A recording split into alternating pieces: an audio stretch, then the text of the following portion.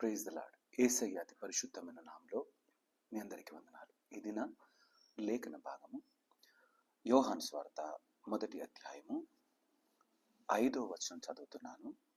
ఆ వెలుగు చీకటిలో ప్రకాశించుచున్నది కానీ చీకటి దాన్ని గ్రహింపకుండెను.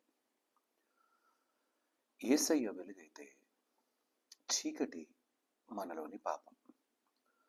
పాపము చేత నింపబడ్డవాడు వెలుగులోనికి రావాలి అంటే, గ్రహించాలి అంటే ఒప్పుకొని తీరే గుణం కావాలి. ఆయన ఒప్పుకోకుండా, ఆయన ఇష్టపడకుండా ఆయన వెలుగును అనుభవించాలి అంటే కుదిరే పని మాత్రం కాదు.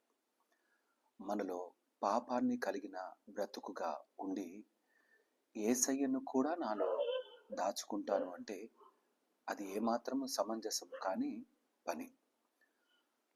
చీకటి నుండి బయటికి విడుదల కలిగి యేసయ్య ఆ వెలుగును హృదయములకు గ్రహించగలగాలి అంటే పాపాన్ని విడిచిపెడితేనే ఇది సాధ్యం.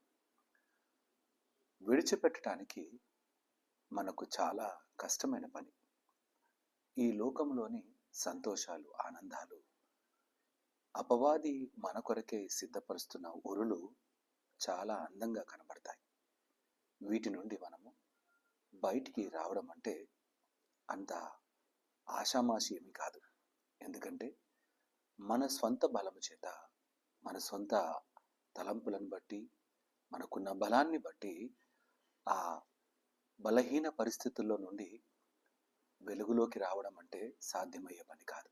కానీ దేవుని వైపుకు చూడగలిగి ఆయన మాట విని గ్రహించగలిగిన వారు మాత్రమే, అర్థం చేసుకోగలిగిన వారు మాత్రమే యేసయ్యతో ముందుకు కొనసాగలరు. నీ ముందు వెలుగు ఉంచి కళ్ళు తెరిచి చూస్తే ఆ వెలుగు కనబడుతుంది అంటే, కళ్ళు మూసుకొని నాకు వెలుగు కనబడట్లేదు, వెలుగు అసలు లేదు అనే మాట చెబితే ఎంత మూర్ఖంగా ఉంటుందో, యేసయ్య మన కొరకే ఉద్భవించిన ఈ క్రిస్మస్ దినాలను జ్ఞాపకం చేసుకుంటున్న మనము ఒకవేళ ఆ వెలుగును గ్రహించి లేకపోతే ఇంకా కళ్ళని మూసుకొని, అంటే చీకటిలో బ్రతుకుతూ, అంటే పాపాన్ని ఇంకా కొనసాగిస్తూ దేవునికి దూరంగా నిలబడ్డట్టు లెక్క. అటువంటి వారికి ఆ వెలుగు కనబడదు. అటువంటి వారు ఆ వెలుగును అనుభవించలేరు. ఆ యేసయ్యను హృదయంలోనే దాచుకోలేరు. అట్టి వారి కొరకే ఈ శుభవర్తమానం. దేవుడు ఈ దినాన మన కొరకే ఉద్భవించినాడని జ్ఞాపకం చేసుకుంటున్నాం. జ్ఞాపకం చేసుకుంటే సందర్భం ద్వారా మరొకటి జ్ఞాపకం చేసుకోవాలి.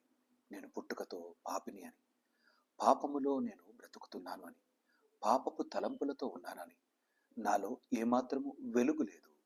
ఆ వెలుగు ఆ యేసయ్యలో ఉన్నది. ఆ జీవం యేసయ్యలో ఉంది. అది నన్ను వెలిగిస్తుంది అన్న మాట గ్రహించగలిగితే తప్పక నీవు వెలుగులో ప్రయాణం చేస్తావు. నువ్వు ఇతరులను వెలిగించే వాడుగా నిలబెడతావు. నీ వెలుగు ప్రకాశము అనేకుల చీకటిని పారద్రోలేదిగా దేవుడు నిన్ను స్థిరపరిచి నడిపిస్తాడు. మన బ్రతుకులలో వెలుగు కలిగి ఉన్నామా, చీకటిలో ఉన్నామా? ఒక్కసారి మనల్ని మనం ఆత్మ పరిశీలన చేసుకొని ముందు కొనసాగుదాం.